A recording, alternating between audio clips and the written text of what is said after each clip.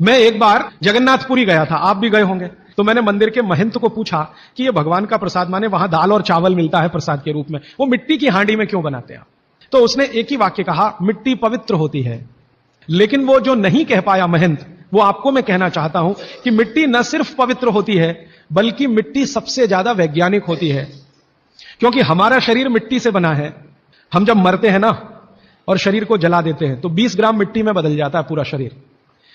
और इस राख का मैंने विश्लेषण करवाया एक लेबोरेटरी में, तो उसमें कैल्शियम निकलता है, फास्फोरस निकलता है, आयरन निकलता है, जिंक निकलता है, सल्फर निकलता है, 18 माइक्रो न्यूट्रिएंट्स निकलते हैं मरे हुए आदमी की राख में। ये सब वही माइक्रो न्यूट्रिएंट्स हैं जो मिट्टी में है।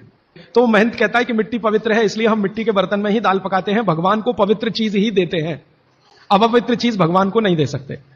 वो बहुत वैज्ञानिक स्टेटमेंट है, बस इतना ही है कि वो उसको एक्सप्लेन नहीं कर सकता।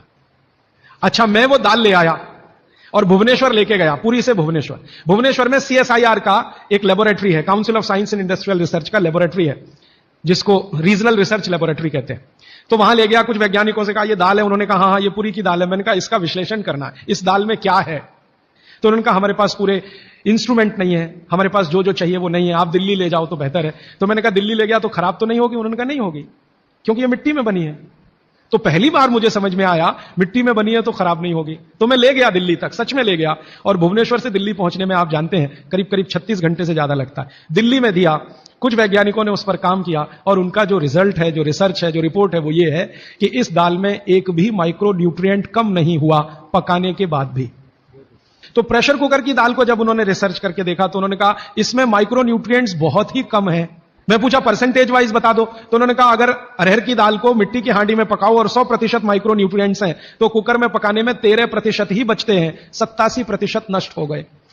मैं पूछा कैसे नष्ट हुए? तो उन्होंने कहा ये जो प्रेशर पड़ा है ऊपर से और इसने दाल को पकने नहीं दिया, तोड़ दिया, मॉलिक्यूल्स टूट गए हैं, तो दाल तो बिखर गई है, पकी नहीं है, बिखर गई है, सॉफ्ट हो गई है।